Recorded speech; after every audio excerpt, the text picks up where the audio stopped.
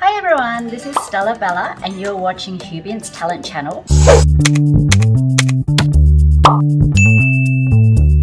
Now as you can see, I am in a different background today because today I will be sharing with you a seafood chowder recipe that I absolutely love. And the reason why I wanted to do that is because we're coming up to winter now in Australia. And I wanted to share this recipe because not only is it fast and easy to make and extremely delicious, but it is perfect for cold winter nights where you can't really be bothered cooking or spending too much time in the kitchen, but you want something really hearty, nutritious and tasty for yourself and for the whole family, because the recipe I'm going to show you will feed around 4 to 6 people. So let's get started. First of all, you're going to need 2 carrots, 2 onions and 2 potatoes. If those ingredients are smaller, you will need more of them. You'll also need 1.5 cups of milk. It can be low fat, skim, normal or lactose free. 250 grams of light cream cheese, 2 cans of corn kernels with the liquids, 2 cans of condensed mushroom soup. These are the 420 gram ones.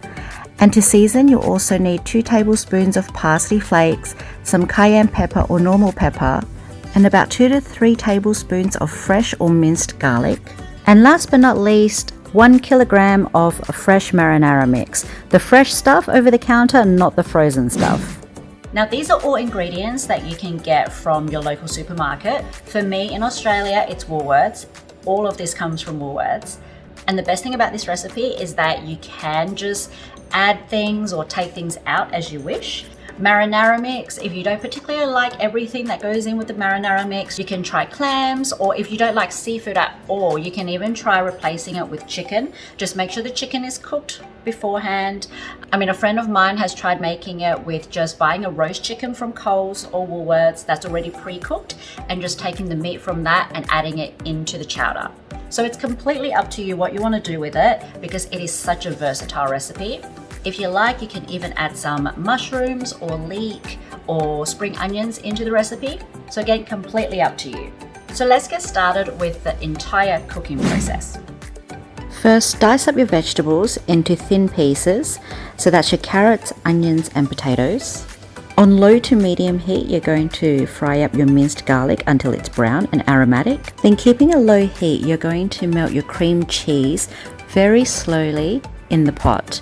Now making sure that you are stirring it in very slowly. You don't want to burn it, so don't have the heat up too high. Once the cheese is pretty much melted, you're going to put in half a cup of the milk and keep stirring it through until it creates a bit of a creamier consistency. Now once those ingredients are mixed through, you're going to put in your 2 cans of corn kernels with the liquids and the 2 cans of the condensed mushroom soup.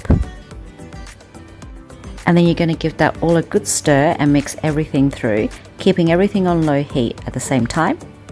Once that's all done, you're then going to throw in your vegetables that you sliced up earlier and give that another stir through. Then you're going to add in your remaining 1 cup of milk and you're going to keep stirring. At this point, you can add in any of the spices that you like, so your cayenne pepper, the parsley, any other seasoning that you might want, and you can close the lid and let that simmer, making sure you do stir it occasionally and keep it on a low heat so it doesn't boil. Because it has milk and dairy products in there, we don't want it to curdle, so it is very important that you keep it on a low heat and stir often. Now you want to leave it on simmer for about 30 minutes so that the ingredients have time to cook, soften up and the flavors go through the whole soup. And once that's done, you can then add in your marinara mix. Now once you've popped that in, you want to just give that another stir through. Close the lid for about 10 minutes. Again, making sure you keep an eye on it, stirring occasionally.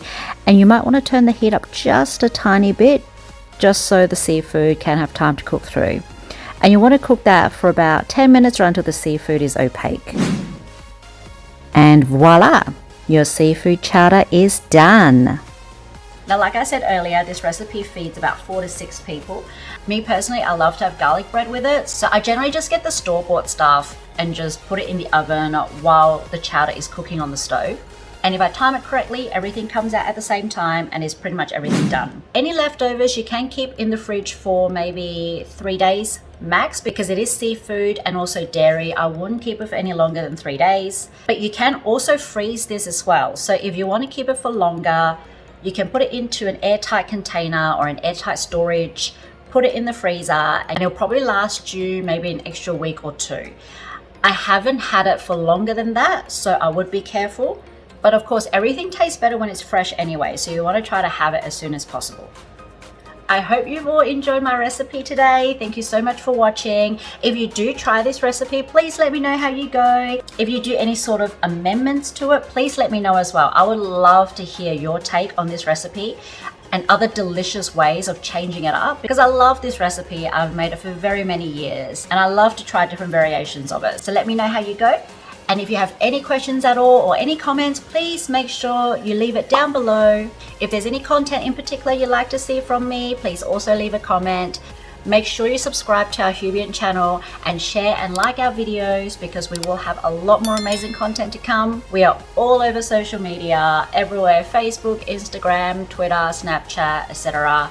Please make sure you follow us. And please also follow my social media. My Instagram and TikTok is stellabella.au.